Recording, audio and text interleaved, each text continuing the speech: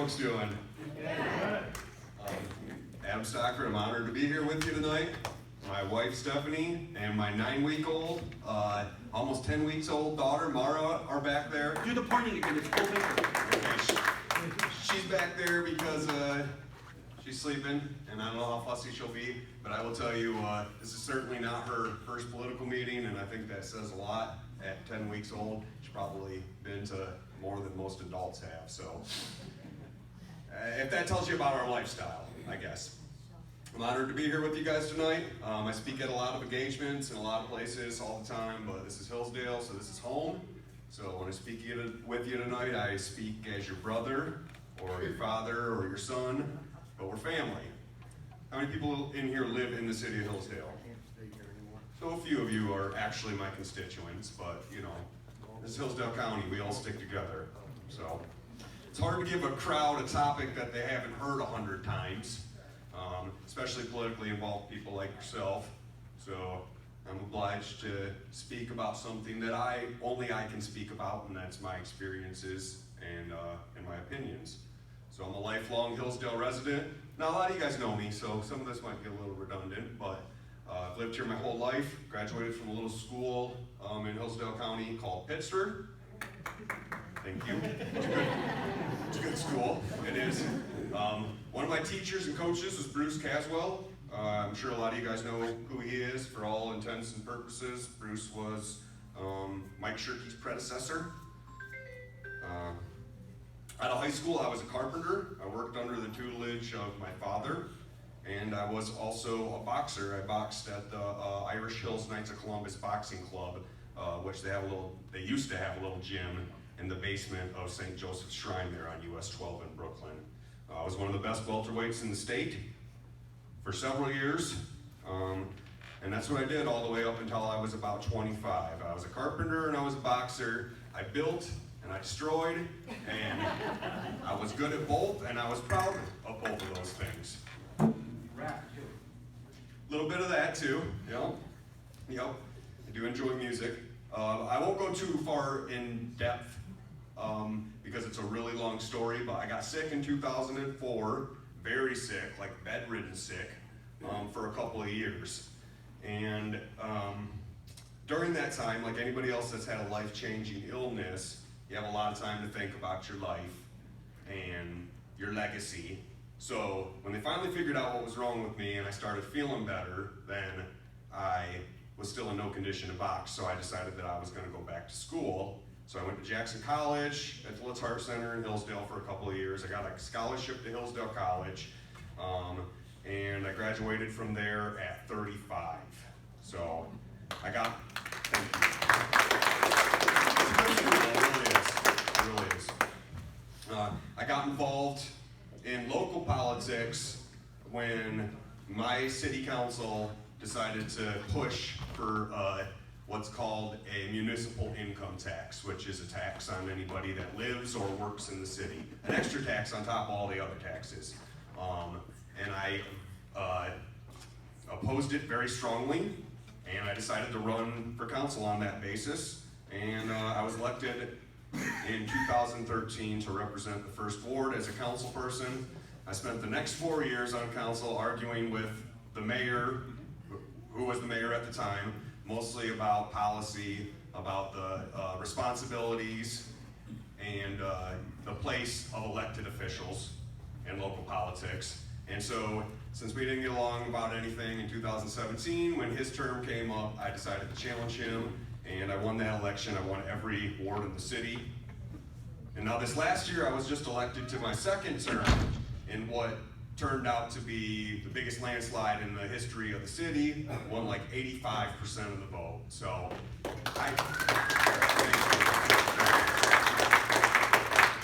I had more votes than any other candidate on the ballot, and that's including federal, state, and all local officials on there. And I'll tell you what, a lot of them county officials and state officials, they didn't have anybody running against them. And I still had more votes than the unopposed candidates. And I don't say that stuff to brag. The reason I say it is because I feel confident when I say that I've got the love and support of my community. So I was, as John said, I was the first mayor of Michigan to publicly oppose Governor Whitmer's COVID mandates and restrictions. I told every business in the city that they could and should open, and that we would and could do everything in our means to try and protect them legally and procedurally. I kept holding council meetings all through it publicly. I even held a couple outside when a few of my council members and our city police chief started to express dissatisfaction and fear over what they characterized as reckless actions. Of course, I took a lot of flack from people and also from the state.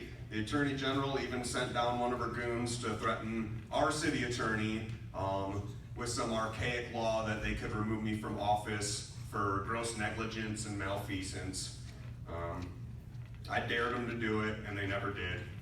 So, I stand before you today with 100% certainty, and I feel completely vindicated that everything I did was the right thing to do at the time.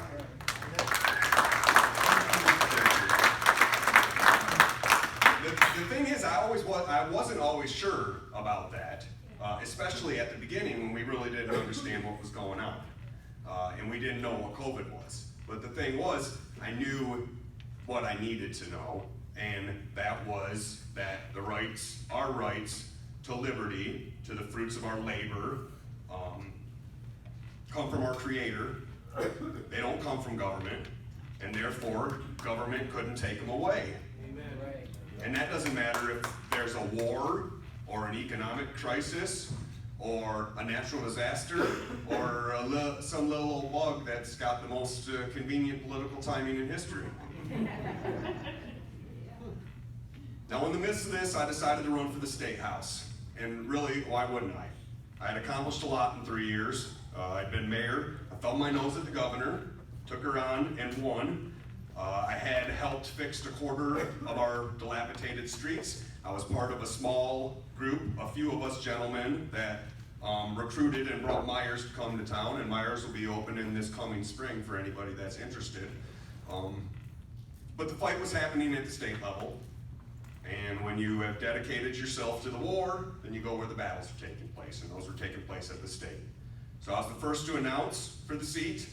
I had a really good platform, I thought. I was going to run my campaign on decentralizing the authority of the state and returning it to the local boards of government. And that's a tenet that I still believe in wholeheartedly. Because as we all know, Hillsdale and Ann Arbor and Dearborn and Grand Rapids, they're not all the same places. It's very different here than it is there. So local autonomy is very important to me. We all have different expectations from our government, and we have different things that we want to see happen. So they might welcome state mandates in Ann Arbor, but they don't here. So it made sense to me. Now, the second person to announce was a lawyer from Washtenaw County who had only lived in our district for a couple of years, and that's Andrew Fink. Now, Andrew's a nice guy, and he's a smart guy, and I actually like Andrew quite a bit. Get along with him. He's always been nice to me, albeit he's was at the time a very transparent carpetbagger. And I guess for those of you who don't, probably you guys all know, but for those of you who don't know what a carpetbagger is, it's somebody that moves to a district just to run for office there. They don't know the people, they don't know the area. That's right. I never heard of him before the primary. And actually I was introduced to him as my state senator at the time, Mike Shirkey's district director. Now I was flabbergasted why a high-end Ann Arbor lawyer, and I don't say that as an insult, Andrew has a very adept legal mind, but I had no idea why a high-end Ann Arbor lawyer would be working a public service job under Mike Shirkey that probably only paid $40K a year. But I guess if you've got ambitions to run for office in a district that you're not familiar with, being carted around as the state senator's proxy is very convenient to those means. You get to know a lot of people, and you would especially get to know people that run in Republican primaries. So I didn't think that mattered because I didn't think that you could buy what I had built organically with my own hands and with my own hard work. So I didn't think that he stood a chance. But that's when I found out what Lansing already knew, and that was that they had handpicked our representative years ago that my state senator had given my opponent, a state senator that I had always supported and voted for, but that he had given my opponent, using my tax money, a whole free year of a tour of our district, and they both got paid while doing it with our tax money. And that's when I realized another thing, that these people, they think in decades. They don't think in year to year like you guys do. I don't think year to year anymore. I think in decades and in generations, and I think that's something that I've noticed that this local Republican Party has started doing, and that's thinking the long game, not the short game. And that's very important. We spoke at events, I got standing ovations, Andrew got scattered applauses. A couple of months in, that's when the mailers started coming. Citizens for Energizing Michigan. That's a dark money group operating off of funds from Consumers Energy and DTE, spending hundreds of thousands of dollars on mailers for Republicans and Democrats around the state. They're equal opportunity lobbyists. And they skirt the campaign finance laws that the rest of us all have to operate under. They skirt around them by presenting their chosen candidates as men with ideas instead of candidates for political office. They say, contact your state representative today and tell them that you support Andrew Fink's plan to fix the Michigan economy. Never mentions that he's running for office. Yeah, they were going to fix Michigan's economy, but the only thing that they actually fixed was the election. So, spent about $20K. Andrew probably had $500,000 spent on him. These mailers, for anybody that's running for office, they cost like $5 to $10K a piece to send out. They're very expensive. I had enough money to do one good mailer and hit the whole district, and then one small targeted mailer that was targeted towards strong Republican primary voters. Andrew had at least twice every week from April to August a mailer in the mailbox. My only consolation was, I got trounced. In other words, I got my ass whipped. And the only consolation I had is that I won where people knew me, at home in the city of Hillsdale and in the surrounding townships. But the farther I got away from home, the worse I did. So kept your ethics and principles too. And I learned another lesson from that, and that's that in these bigger elections, and I'm sure Eric, who's a guest with us tonight, will be able to tell us, in these big elections, anything past local, charisma, the human touch, it's not worth the buffalo shit on a nickel. It's all about organization, data, and money. But still, I couldn't figure out why in a solid red district with a guaranteed Republican win that any institution would spend $500,000 on a measly state house seat. I mean, there's hundreds of these guys, maybe Mike knows. Especially for a candidate that had nothing in common with the working class people who lived in the district. Why would a PAC like ABC, who's Associated Builders and Carpenters, why would that PAC endorse a lawyer when there was a carpenter in the race? Why would Farm Bureau endorse a lawyer when there was a farmer in the race? It defies logic. Have you asked them? Yes, many a times. But what I do understand now is that government isn't owned by the people, it's owned by these lobbying groups and elites. And we've allowed it to happen because of our apathy, and now we're trying to take it back after generations and generations, and these people, they'd rather sink the whole ship than take their hands off the wheel and let somebody else steer for a moment. I tell you another thing that I've come to realize in the past several years, and it's something that gives me great solace, and that is that Hillsdale is important. It's important to the state, and it's important to the nation. This is ground zero, and everybody in this room should feel great pride right now. And also great gratitude that you're standing here today, ready to chip in, ready to take a stand. We're living in history right now. We're all a part of history. This is Boston in 1775. It really is. And everybody that's sitting in this room is essentially what could be the Boston Tea Party. You're all proud sons and daughters of liberty. Matter of fact, Hillsdale is about the same size that Boston was in 1775. And still there, they sparked a flame that challenged the greatest empire that the world had ever known from that moment. And We're gonna do it again. that's right. And nothing less is at stake right now. But I'll roll back to elections for a second, especially this last election, 2022. I've never seen a cast of candidates abandoned by the establishment of their party, like Tudor Dixon, Matt DePerno, and Christina Caramo were. There was a concerted effort by bad and bitter players to kill all of their chances. And in Tudor's case, they elevated her just to sink her ship. I still believe strongly that they sabotaged James Craig and Perry Johnson's campaigns because they were too strong a candidates. They got behind a candidate who had no money and who was polling in the single digits because they knew that Whitmer would stomp her. And I'm not saying anything bad about Tudor, I'm just saying she didn't stand a chance.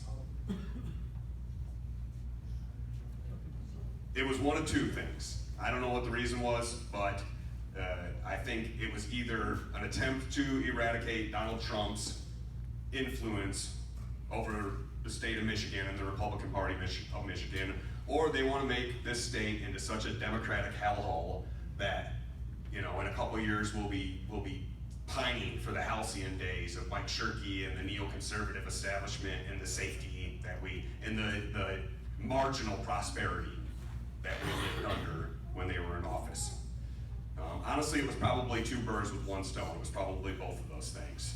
But what I do know is after a generation of the grassroots, and I mean all of us, getting pummeled in the primaries over and over and over by uniparty establishment candidates who were owned by special interests and lobbyists, after years of getting pummeled by those people, and we were always told, you know, get behind, okay, now you've got two choices, one's better than the other, so get behind our candidates. Every single time we got behind their candidates, every single election. And they always used the phrase unite, to use their terminology. And we did every single time. And one single time, it was our candidates finally for once. It was the grassroots candidates, and they just chipped us off the iceberg and pushed us out to sea. And you see that's what's happening in Hillsdale, basically. Our establishment, they've used everything in their power through their elected offices and through their courts to try and reestablish some sort of dominance. And it's not because we've cast them out, it's because we finally started playing the game the same way that they play it. They cast themselves out. Because really, if you think about it, if you look at supposed ideology, everything's supposedly the same. If you boiled down their ideology to our ideology to gravy, there wouldn't be enough there to cover up a country fried steak. So, I'm happy to take any questions at this moment. I just wanted to give you a little bit of my experience and my background and a little bit of the knowledge that I've gained in the past over a decade in office and dealing with these people. Exciting things are happening in Hillsdale, I think. There's a lot of people working very hard, and I'm happy to be a part of that. But I'm not ready to give up. I'm going to keep going. I'm 43 years old, and I got years left in me. So, you know, you win some, you lose some. But any questions? Awesome. Thank you very much.